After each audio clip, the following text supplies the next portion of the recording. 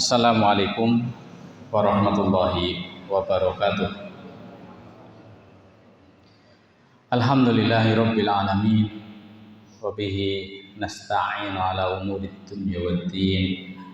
Wa nusalli wa nusallim ala sayyidil mursalin nabiyina Muhammadin wa ala alihi wa sahbihi ajma'in. Qala ta'ala fi kitabihil karim. A'udzu billahi minasyaitonir rajim.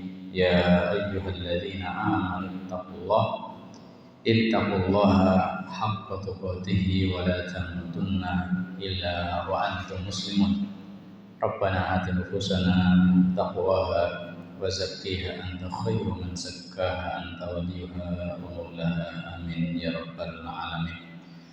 Bapak Ibu yang saya hormati, alhamdulillah kita bersyukur pada Allah Subhanahu wa taala atas segala nikmat yang Allah limpahkan pada kita.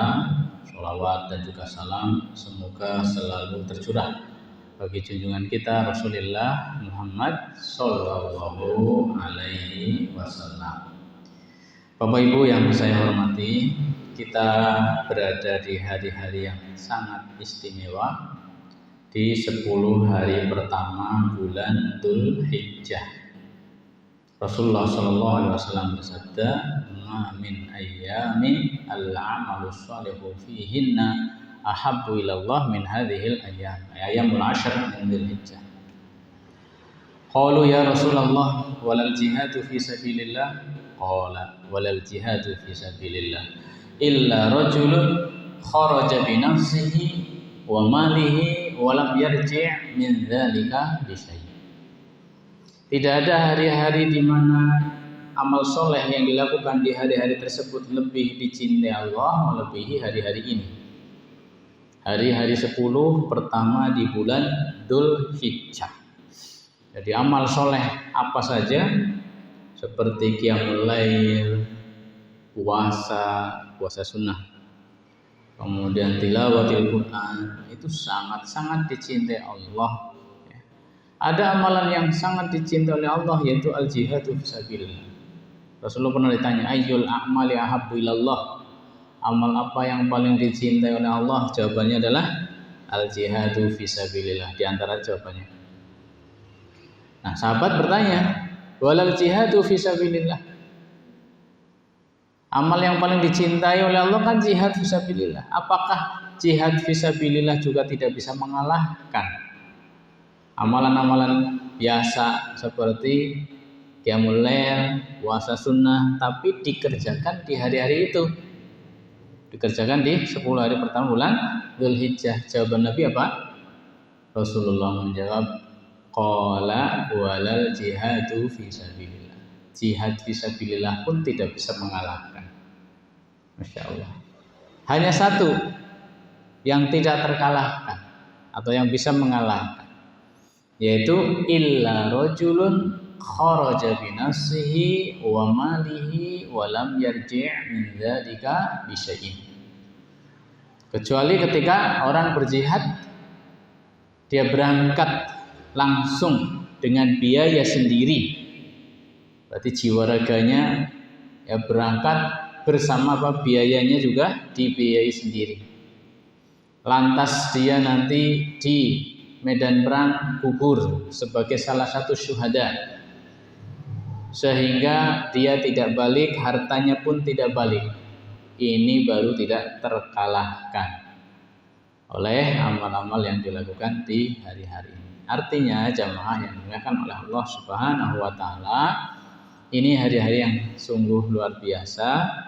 Ulama mengatakan bahwa keutamaan 10 hari pertama bulan Dzulhijjah itu seimbang dengan seperti keutamaan dengan bulan Ramadan.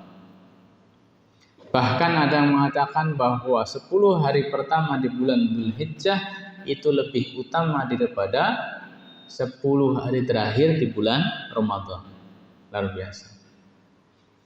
Sehingga kita tidak boleh lah ya, atau rugi kalau kita menyia-nyiakan hari-hari ini dengan amal soleh seperti kemarin-kemarin ya, atau seperti biasa-biasa saja. Harus ada peningkatan, harus ada maksimalisasi.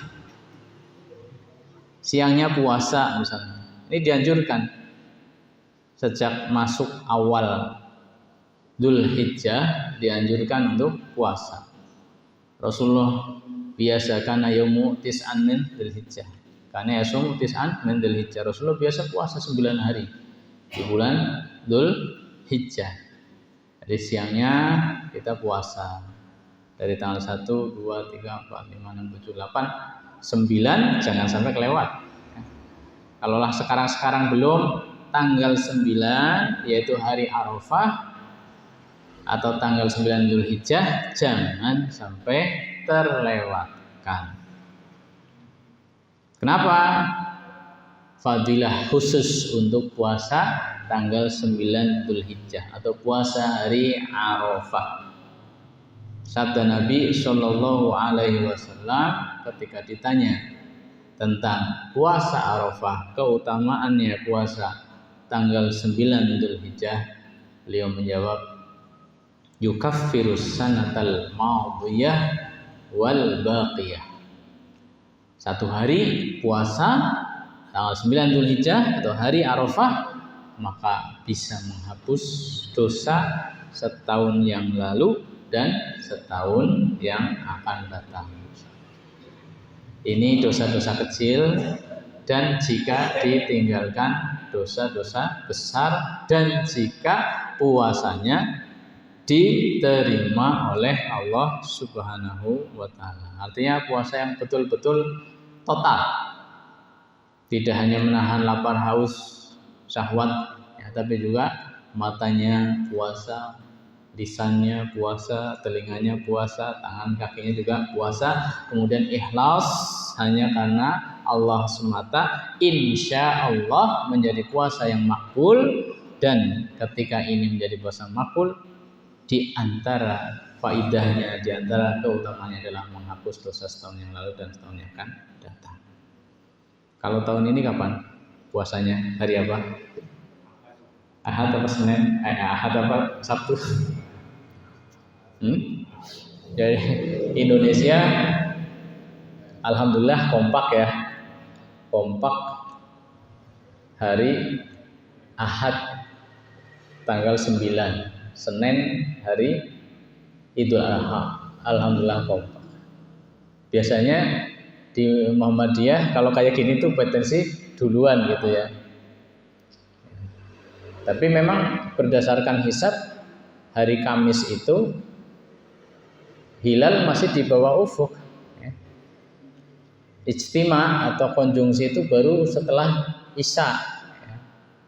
Jadi otomatis begitu masuk maghrib belum wujud hilal, belum ada hilal otomatis. Mau berapa derajat pun ya belum.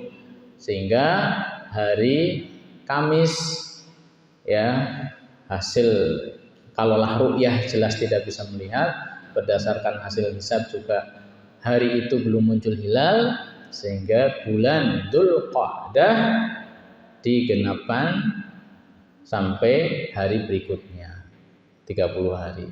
Jadi Jumat itu perhitungan di Indonesia masih masuk bulan Dzulqa'dah. Sedangkan di Saudi jam asaran itu kan sudah konjungsi berarti sekitar jam 3, sehingga berpotensi maghrib itu sudah terlihat ya, karena hilal sudah berada di atas ufuk dan ternyata terlihat cuaca cerah, sehingga pemerintah Saudi mengumumkan awal bulan Dzulhijjah tahun ini adalah hari Jumat, Arafahnya hari Sabtu,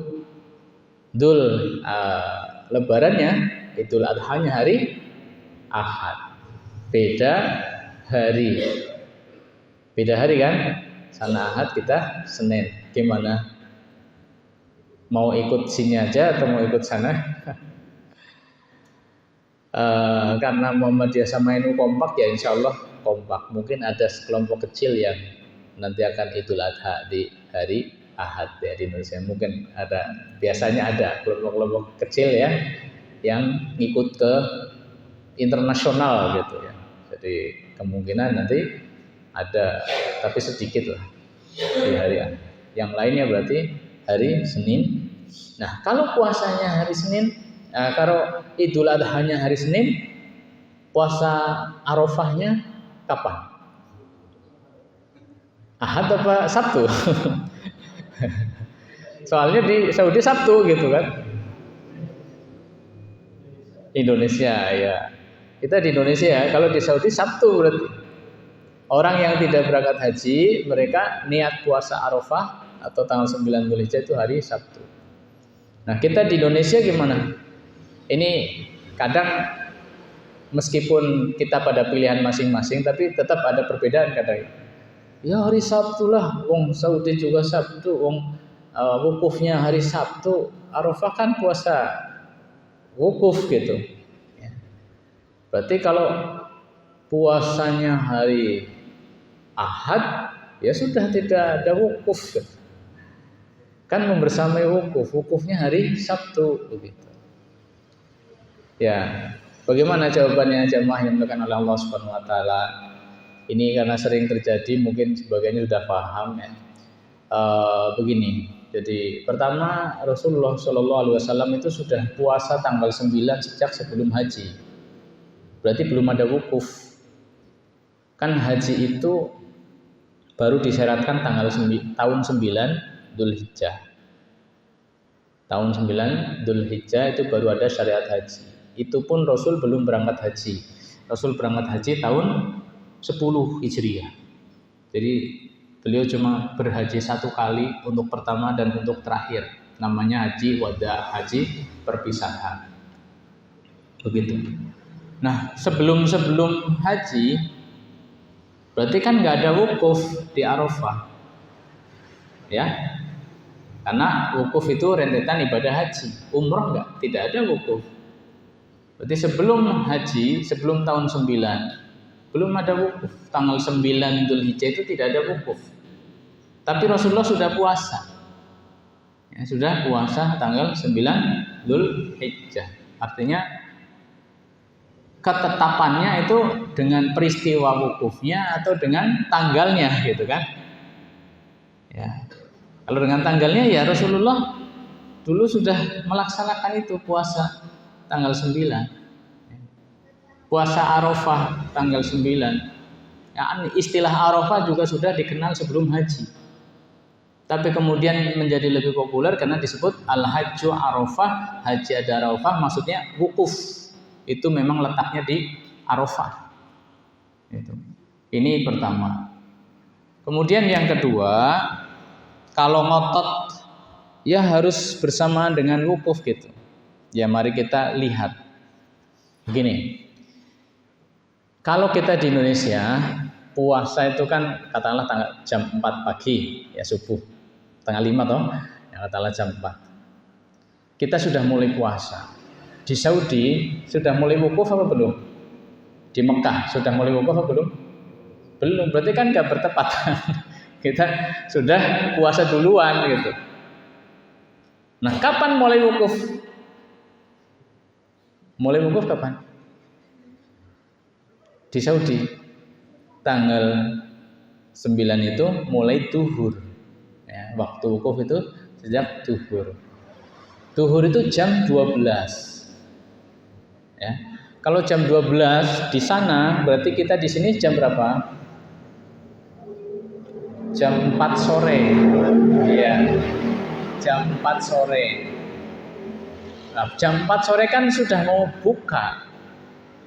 Berarti puasa kita ya hanya ketemu dengan momen wukuf berapa? Sejam setengah lagi atau 2 jam lagi kita buka. Jam 6 katakanlah kita sebelum jam 6 kan udah buka kan? Jam 6 kita buka. Berarti puasa orang Indonesia itu bertepatan dengan momen wukuf sekitar irisannya sekitar berapa jam? 2 jam kurang. Ya toh? 2 jam kurang. Nah, sekarang kalau puasanya hari Ahadnya misalnya, puasa Arafahnya hari Ahadnya, berapa irisannya dengan wukuf? Ya, sudah habis? Wukufnya sudah habis atau belum? Sudah habis, berarti nggak ketemu wukuf.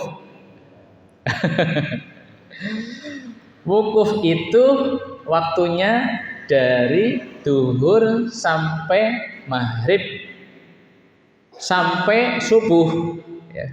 Masih sampai subuh. Itu waktu wukuf. Jadi kalau wukufnya tanggal 9 pada duhur sampai maghrib itu masih tanggal 9, itu sah. Kemudian karena desakan atau antri apa, dia baru sampai ke situ waktu isya, sampai ke situ jam 12 malam, sampai Arafah jam 3 pagi, ya, sampai Arafah jam 4. Itu masih sah apa tidak? Sah. Karena itu masih waktu wukuf. Waktu wukuf itu sampai subuh. Ya, memang dari maghrib sudah mulai bergerak ke Musdalifah untuk mabit di Musdalifah. Tapi wukuf sendiri itu bisa memanjang sampai subuh. Nah, sekarang yang puasa hari Ahad jam 4 dia sahur. Ya, sudah mulai menahan diri. Kalau jam 4 di Saudi jam berapa? Jam 12 malam. Waktu wukuf apa bukan? Waktu wukuf. Sampai kapan? Sampai subuh. Subuh itu sekitar jam 5. Ya, di Saudi subuh sekitar jam 5, tengah 5, katakanlah jam 4. Berarti dari 12 ke jam 4 berapa jam? 4 jam. Nah, kita sudah puasa. Orang Indonesia sudah puasa. Jadi irisannya kalau puasanya hari Ahad berarti ada berapa jam? 4 jam kurang lebih. Lebih banyak mana? Lebih banyak yang Ahad malah ya. Itu kalau mau bilang momennya momen wukuf itu. Ini ketemu wukuf, jadi yang Ahad ketemu wukuf, yang Sabtu juga ketemu wukuf. Jadi ini bukan hal yang perlu diperselisihkan, apalagi kita alhamdulillah kompak, Muhammadiyah NU kompak ya, insyaallah ya sudah mantep lah ya. Nanti tetap Senin kita Idul Adhanya, puasa Arafahnya berarti hari Ahad ya. Hari ini tadi Sabtu kita anggap sebagai tanggal 1 untuk orang Indonesia. Nah, 1 sampai 10 ini hari yang sangat istimewa tadi yang disebutkan oleh Rasulullah SAW. Tidak ada hari-hari di mana amal soleh yang dilakukan di dalamnya lebih dicintai oleh Allah daripada amal-amal soleh yang dilakukan di hari-hari ini. Sampai jihad pun yang sangat dicintai oleh Allah itu kali ini kalah. Gitu. Kecuali kalau jihadnya berangkat sendiri dengan biaya sendiri, kemudian mati di medan perang. Karena Allah Subhanahu wa taala itu baru tidak terkalahkan. Makanya mari kita posisikan, kita sikapi ya hari-hari ini seperti seolah-olah kita ada di bulan Ramadan. Ya. Di masjid tempat saya itu Al-Fatah agak dikondisikan seperti itu. Misalnya pagi subuh, kuliah subuh full. Dari tanggal 1 tadi jadwalnya tahsin ya. Nanti Ahad besok terus sampai berarti tanggal 9 ya, sampai Ahad. Itu kajian. Kayak kuliah subuh, kayak Ramadan. Biasanya kan paling Ahad pagi gitu ya. Nah, ini full. Malamnya tidak ada kajian. Malam seperti ini kosong. Nah, kayak Ramadan itu kosong. Karena sorenya buat buka bersama. Full 9 hari buka bersama. Nah, malam-malam ya sendiri-sendiri ya, ibadah sendiri-sendiri, tidak ada tarawih bareng gitu ya, tidak ada qiyamul lail bareng, sendiri-sendiri. Tapi ada tambahan lagi khataman ya, khataman. Jadi dalam 10 hari ini diusahakan khatam 30 juz gitu. Diharapkan seperti itu. Ya. Ini gambaran bagaimana kita bisa menghidupkan hari-hari yang sangat istimewa ini dengan berbagai macam ibadah. Siang puasa, malam tahajud, sepertiga malam terakhir. Kita bangun, kita tahajud, baca Quran bisa, zikir-zikir, istighfar bisa. Siang dan malamnya kita isi juga dengan tilawatil Quran. Kita isi juga dengan zikir. Di situ ada zikir yang sangat dianjurkan, yaitu takbiran. Takbiran. Ya, takbiran. Allahu Akbar, Allahu akbar. La ilaha illallah wallahu akbar. Allahu akbar walillahil hamd. Takbiran seperti ini itu sudah dimulai sejak tanggal Dzulhijjah. Kalau Idul Fitri takbirannya kan malam, mau Idul Fitri baru takbiran maghrib ya sampai khotib naik mimbar, atau ada pendapat sejak subuh tanggal 1 Syawal sampai khotib naik mimbar. Ini takbiran Idul Fitri. Takbiran Idul Adha sejak masuk tanggal Dzulhijjah. Jadi tadi malam ya, malam Sabtu itu sudah mulai takbiran di Indonesia. Siang malam di rumah, di jalan, di kantor misalnya, di sekolah, di terminal bahkan ya, di terminal, dulu di pasar-pasar seperti itu. Di mana saja.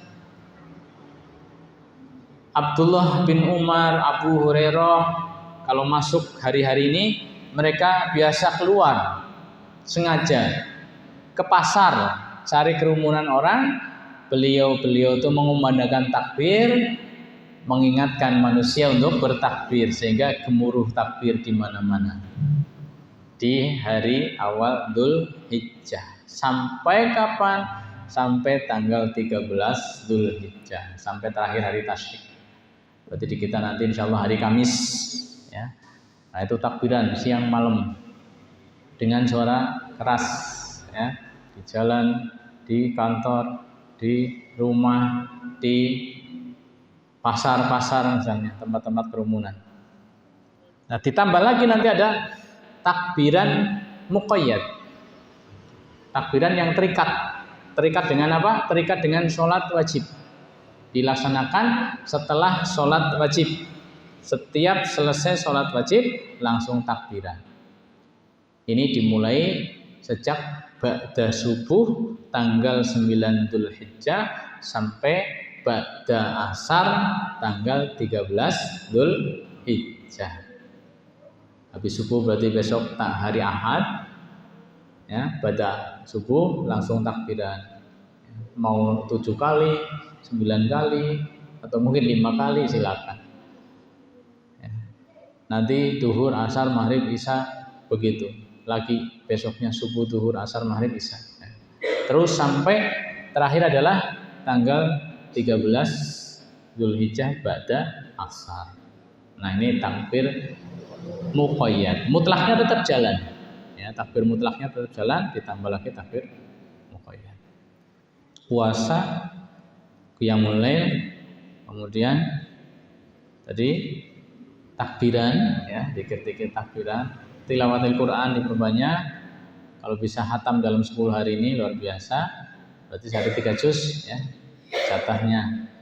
Kemudian nanti yang berkesempatan haji alhamdulillah ya, berangkat haji semoga menjadi haji mabrur ya, diberi kemudahan, keselamatan, kesehatan, bisa maksimal beribadah selama di tanah suci. Amin ya rabbal alamin. Nah untuk kita ada tambahan ibadah kurban ya, berkurban. Kurban ini syariat tidak hanya pada zaman Nabi Muhammad SAW. Kurban ini sudah ada sejak zaman Nabi Adam alaihissalam. Ya, dalam surat Al-Maidah disebutkan tentang kisahnya dua anak Adam, Qabil dan Habil, yang disuruh untuk berkorban. A'udzubillahi minasyaitonirrajim.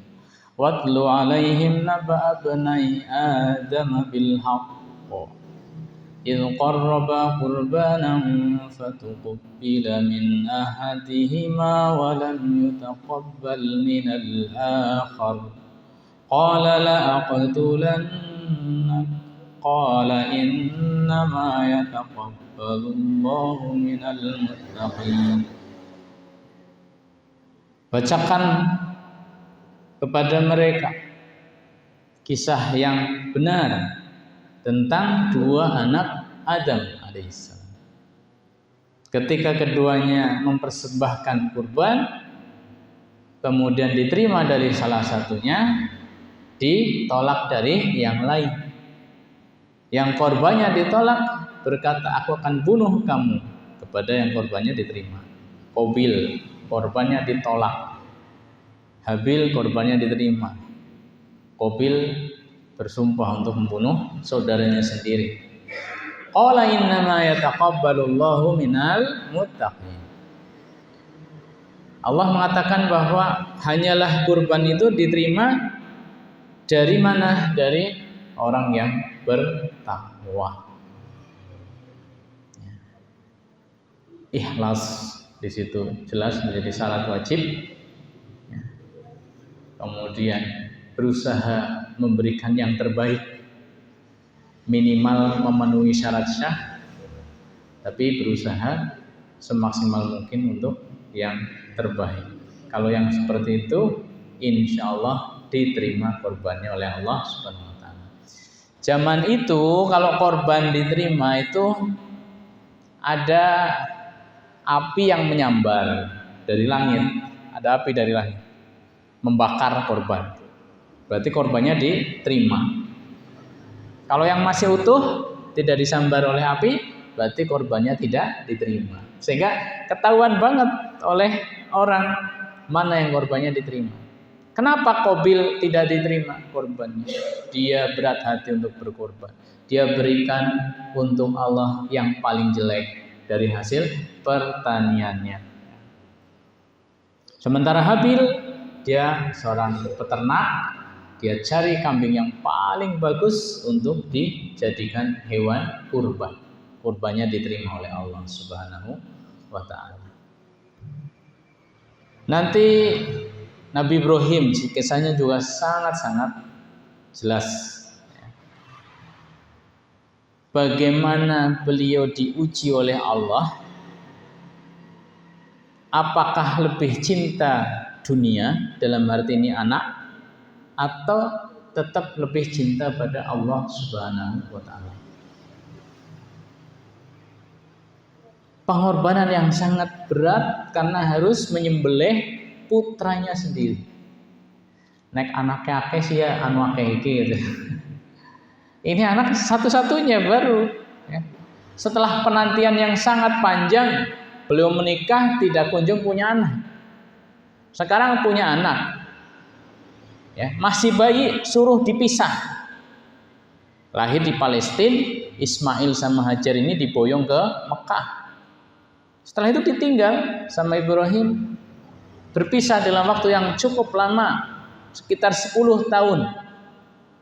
Nabiullah Ibrahim kembali lagi mengunjungi keluarganya di Mekah. Saat itu Nabi Ismail usianya sudah belasan tahun, ya, sekitar 11, 12, 13 belum balik. Tapi sudah bisa nyambung bicara, sudah bisa bantu-bantu, bisa bermain bareng. Pokoknya lagi sangat-sangat menyenangkan.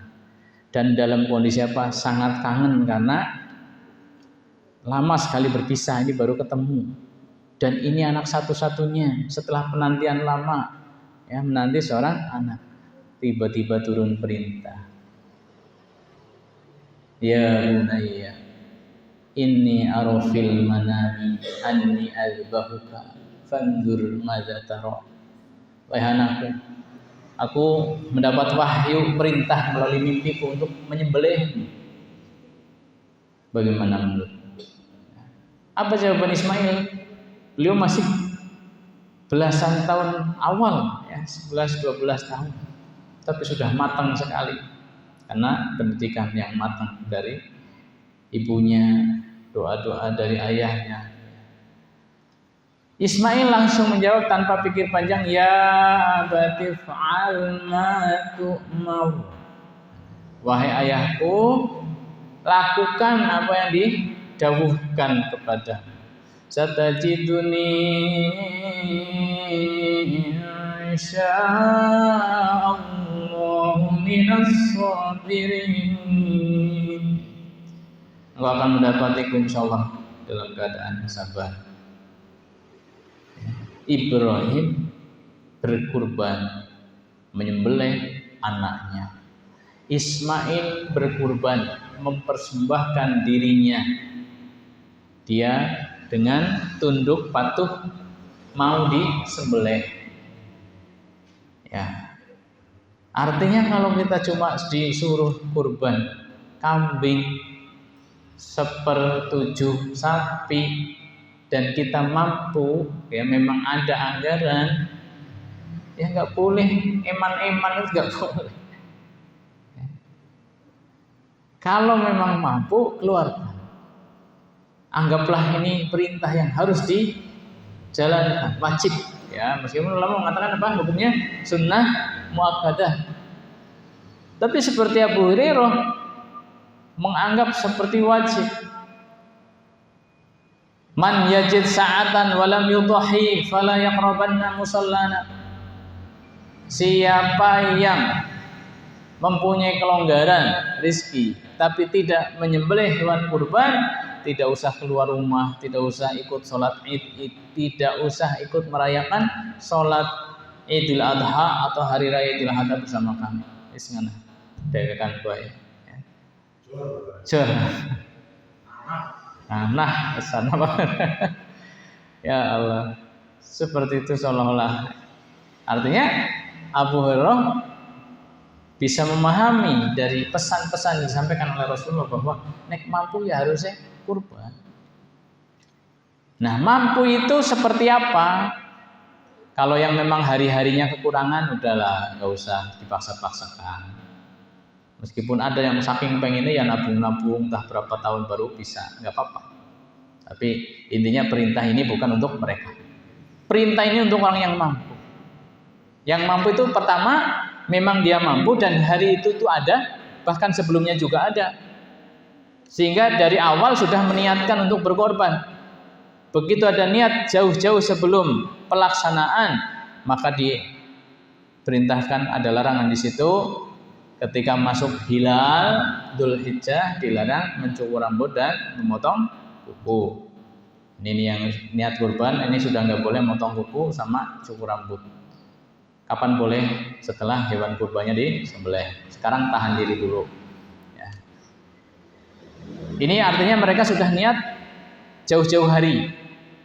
Tapi kalau memang tidak, nanti pas tanggal 10, misalnya saya mau nyembelih kambing, sudah ada kambing di rumah karena dia peternak misalnya. Boleh. Tanggal 10 lagi belum sempat, tanggal 11-nya, 12-nya, 13-nya boleh. Nah, ini intinya kalau memang mendapati kelonggaran, keluarkan. Ini bagi yang betul-betul longgar, artinya ada anggaran untuk 1/7 sapi atau onta atau 1 ekor kambing. Ya, setelah hariannya udah cukup, biaya sekolah mungkin sudah aman, ya, masih ada uang nganggur, nah itu belanjakan untuk korban. Langkah nganggur. Nah, langkah nganggur itu tinggal gue ngapa gitu ya. Nah, mendingan gue ganti kulkas misalnya. Itu nganggur sebenarnya. Ya. Mas sekalian, ini bicara orang yang mampu. Oh, nggak mampu ya, kita nggak bicarakan. Kemudian yang kedua, orang yang mampu tapi hari itu lagi nggak ada.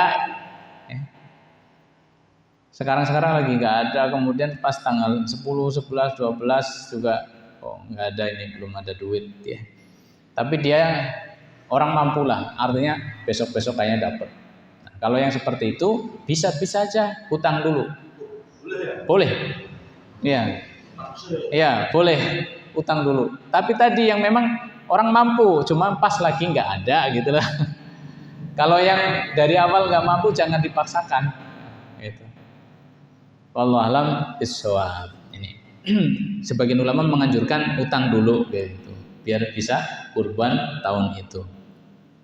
Ikhwas sekalian azanallahu wa iyyakum ajmain, berapa minimal biaya untuk berkurban bagi kita sekarang ini? Rata-rata kalau satu kambing 3,5 juta, 4 juta ya, atau iuran sapi 3,5 juta, rata-rata ada 4 juta atau minimal 3 juta. Ini udah minimal lah sekarang. Tapi kalau mau lebih ekonomis lagi itu bisa, yaitu berkurban dengan kambing jenis domba. Karena kalau domba itu 6 bulan, masuk bulan ke-7 itu sudah sah untuk dijadikan hewan kurban. Jad'ah minad dha'an itu sah untuk kurban. Tapi kalau mais, kalau kambing Jawa kayak gitu, itu minimal poel, minimal 1 tahun, masuk tahun kedua. Ya, kurang dari itu atau belum poel tidak sah untuk dijadikan hewan kurban.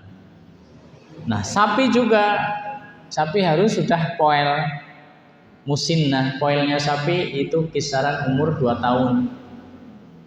Jadi 2 tahun masuk tahun ketiga sah untuk dijadikan sapi kurban. Tapi kurang dari 2 tahun dan belum poel tidak sah. Panitia harus hati-hati di sini. Ya, iurannya aja larang-larang lah, kon akeh sing melu gitu. Kon sing ngeneng-ngeneng pada daftar yang ini baik 2,5 juta misalnya. 2,5 juta wong pitu berarti berapa? Kira-kira dapat nggak sapi dengan umur 2 tahun? Dapat. Sapi mana? Sapi Kupang gitu ya. Sapi Kerengga gitu kan mungkin dapat. Tapi kan hikmahnya jadi nggak kena. Wong kita mau sedekahan daging, ya ini sapi-sapi kecil ya, di atasnya kambing ya nggak kena. Hikmahnya nggak kena. Ya normal saja ya.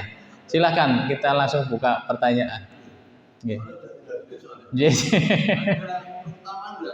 Sapi, kambing atau onta? Ya paling bagus onta, tapi sendirian.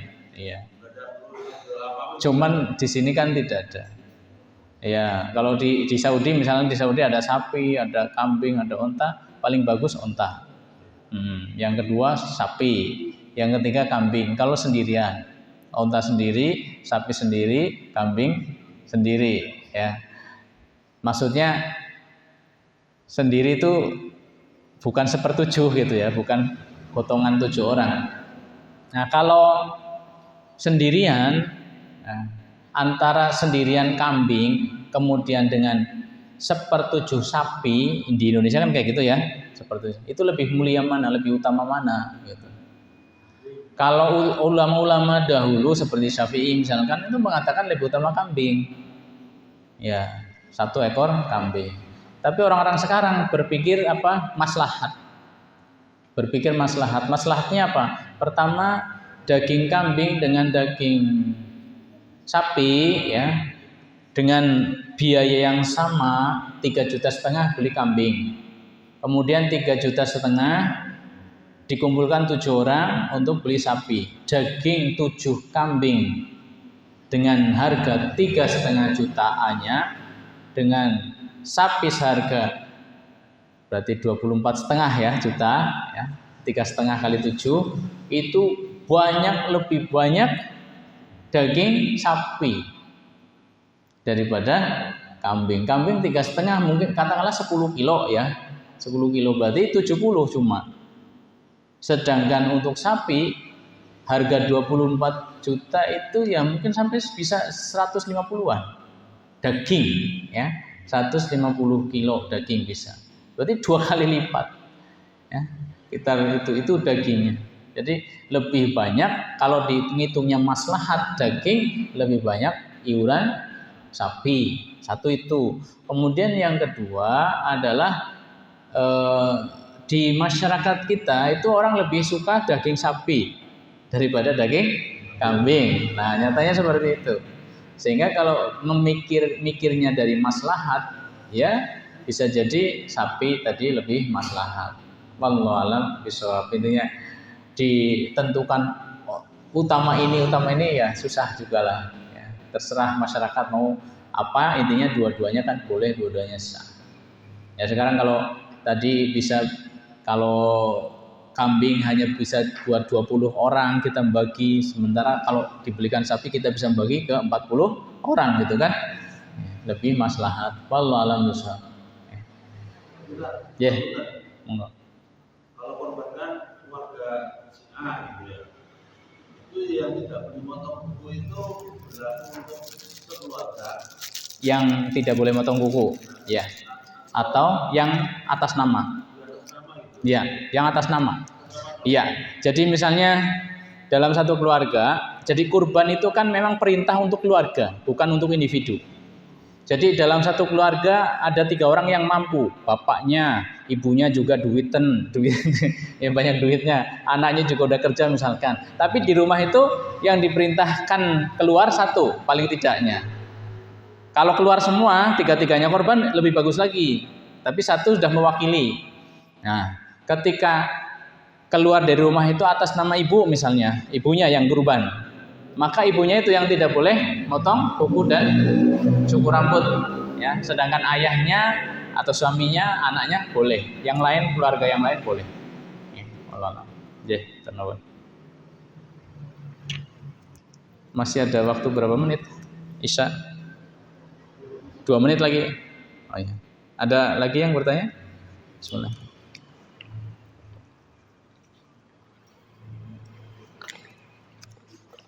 Alhamdulillah.